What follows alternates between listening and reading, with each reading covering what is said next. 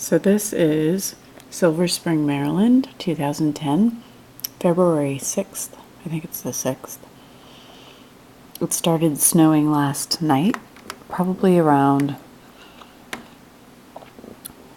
Oh, actually it started snowing early, like 11 in the morning.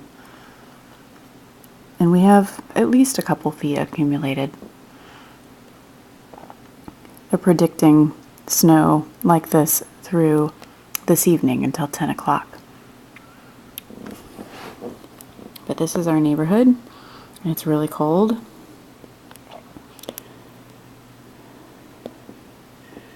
Phil and Jamie's place.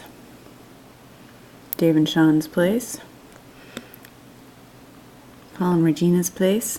Heather and Ursa's place.